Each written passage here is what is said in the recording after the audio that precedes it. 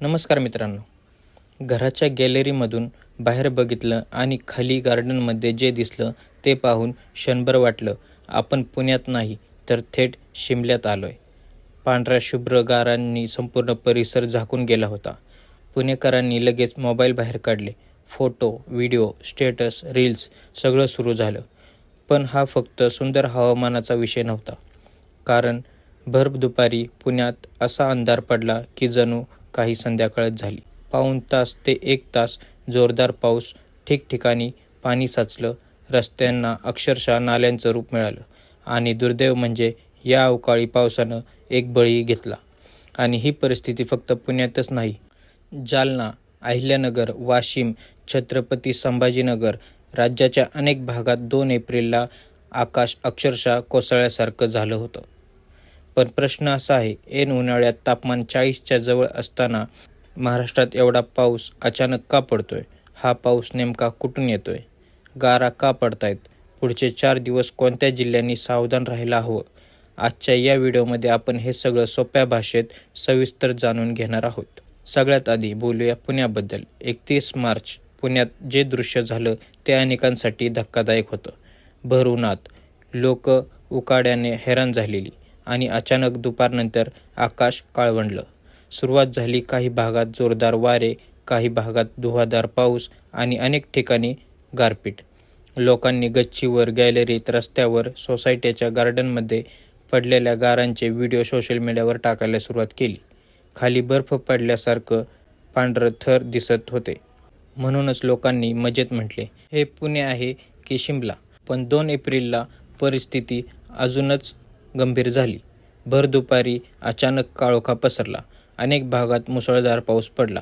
रस्त्यावर पाणी साचले, वाहतूक विस्कळीत झाली, काही ठिकाणी झाड कोसळले आणि दुर्दैव या अवकाळी पावसाने जीवितही हानी झाली. म्हणजे लोकांसाठी सुरुवातीला हा मस्त हवामानाचा अनुभव असला तरी प्रत्यक्षात ही एक गंभीर हवामानाची घटना होती. आणि हेच समजून घेणे महत्त्वाचे आहे. कारण आपल्याला वाटतं पाऊस म्हणजे फक्त गारवा. पण हा पाऊस कधी वादळ, गारपीट, विजा, झाड पडणे, पिकांचे नुकसान, जीवितहानी यात बदलतो हे कळतच नाही. आता महाराष्ट्राची गोष्ट म्हणजे ही घटना फक्त पुण्यात मर्यादित नव्हती. 2 एप्रिलला महाराष्ट्राच्या अनेक भागात असाच हवामानाचा कहर पाहायला मिळाला.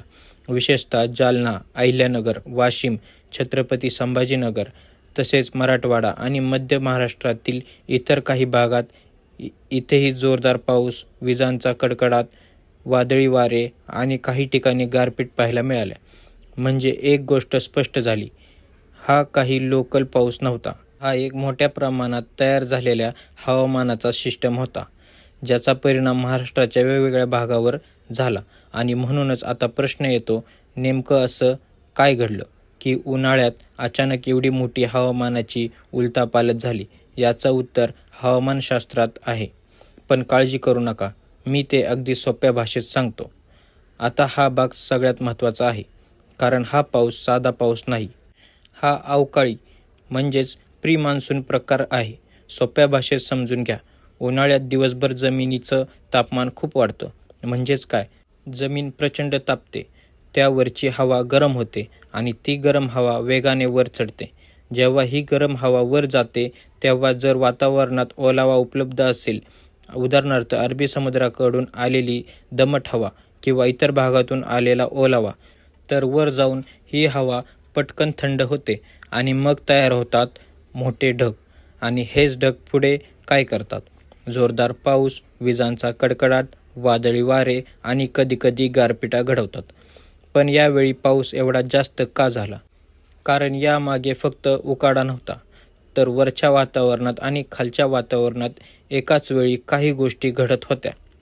पश्चिम विदर्भात उत्तर भारताकडून येणारी ही हवामानाची प्रणाली वातावरण स्थिर करते. ट्रफ, वातावरणात कमी दाबाची एक पट्टी तयार होते, जी ढग तयार होण्यास मदत करते. अरबी समुद्राकडून आलेला ओलावा म्हणजे ढगांना इंधन मिळतं. प्रचंड उन्हामुळे जमिनीवरची हवा आधीच उकळत असते. आता या 4 गोष्टी एकत्र आल्या की काय होते? म्हणजे अचानक काळे ढग, वीज, प्रचंड पाऊस, काही भागात गारा आणि काही वेळातच सगळं संपलेलं. हा पाऊस तासनतास सतत पडत नाही, पण ज्या 30 मिनिटात किंवा 1 तासात पडतो तो खूपच जोरात पडतो. म्हणूनच लोकांना तो अधिक धक्कादायक वाटतो. आता एक वेगळा प्रश्न. पाऊस ठीक आहे, पण गारा का पडल्या? याचं उत्तर सोपं आहे. जेव्हा ढग खूप उंच वाढतात तेव्हा त्यांच्या वरच्या भागात तापमान खूप कमी असते. त्या भागात पाण्याचे थेंब गोठवलेले असतात आणि वर खाली होणाऱ्या जोरदार हवेच्या प्रवाहामुळे ते बर्फाचे कण पुन्हा पुन्हा वर खाली फिरतात. त्यावर अजून बर्फाचे थर चढतात आणि शेवटी ते जड होतात. मग ते गारांच्या रूपात खाली पडतात. म्हणून लोकांना अनेकदा गार्डनमध्ये, गाड्यांवर, टेरेसवर बर्फ पडल्यासारखं दृश्य दिसलं. पण लक्षात ठेवा, गारपीट दिसायला सुंदर असली तरी ती शेतीसाठी, वाहनांसाठी आणि काही वेळा माणसांसाठीही धोकादायक असते. आता सगळ्यात महत्त्वाचा भाग. पुढचे 4 दिवस काय? हवामान खात्याच्या ताज्या अंदाजानुसार महाराष्ट्रासह पश्चिम आणि मध्य भारतातील काही भागात मेघगर्जना, वीज, हलका ते मध्यम पाऊस आणि काही ठिकाणी जोरदार सरी पडण्याची शक्यता कायम आहे. विशेषतः वादळी वारे आणि रेन ॲक्टिव्हिटी कायम राहण्याचे संकेत आहेत. आणि मुंबई विभागाच्या जिल्ह्यांनीही इशाऱ्यांमध्ये लाईट रेन आणि गोस्ट विल्डचा उल्लेख आहे. म्हणजे कोणत्या भागांनी जास्त सावध राहावं? सध्याच्या पॅटर्ननुसार विशेष लक्ष ठेवण्याची गरज आहे.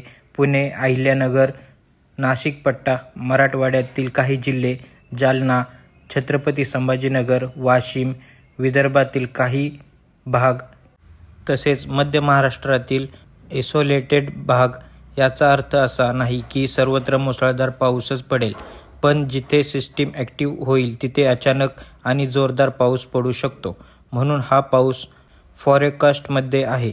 म्हणजे तो दिवसभर पडेलच असं नाही. तो अचानक येईल, जोरात येईल आणि गोंधळ घालून जाईल. हा त्याचा स्वभाव आहे. आता प्रॅक्टिकल भाग.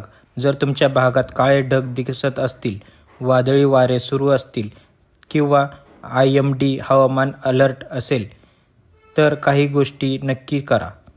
काय करावे? बाहेर पडताना छत्री, रेनकोट जवळ ठेवावे. वाहन झाडाखाली पार्क करू नका. विजेचा कडकडाट असेल तर मोकळ्या जागेत उभे राहू नका. शेतकऱ्यांनी कापणीला आलेले पीक उघड्यावर ठेवू नये. शक्य असल्यास मोबाईलवर वेदर अलर्ट चेक करत राहावे. पावसात पाणी साचलेल्या रस्त्यावर अंदाजे वाहन घालू नका, कारण अवकाळी पावसात मुख्य धोका असतो तो अचानक विजिबिलिटी कमी होणे, झाड फांद्या पडणे, विजेचा धोका आणि अर्बन फ्लोडिंग. तर थोडक्यात महाराष्ट्रात सध्या जो पाऊस पडतोय तो साधा हवामान बदलला इतकाच विषय नाही. हा उन्हाळा, ओलावा, वातावरणातील अस्थिरता, वेस्टर्न डिस्ट्रीब्युशन या सगळ्यांचा एकत्रित परिणाम आहे. पुण्यात गारा पडल्या, भर दुपारी अंधार पडला, रस्ते पाण्याखाली गेले आणि राज्यातील अनेक जिल्ह्यात अवकाळी पावसाचा जोर दिसला आणि त्यामुळे पुढचे काही दिवस उन्हाळा आहे म्हणून पाऊस पडणार नाही असा समज करून चालणार नाही. उलट आता हवामान अधिक अनिश्चित, अचानक आणि टोकाचं होत चाललंय. म्हणून पुढचे 4 दिवस हवामान खात्याचे अलर्ट, स्थानिक आणि आकाशातील बदल हे तिन्ही गोष्ट लक्षात ठेवणे खूप महत्त्वाचे आहे. तुमच्या जिल्ह्यात पाऊस पडला का? गारपीट झाली का? तुमच्या भागात हवामान कसे आहे ते कमेंटमध्ये नक्की सांगा. आणि अशाच महत्त्वाच्या अपडेट्ससाठी आपल्या यूट्यूब चॅनल प्रो कॅपिटल मोटिवेशनला सबस्क्राईब करायला अजिबात विसरू नका. धन्यवाद. सुरक्षित राहा.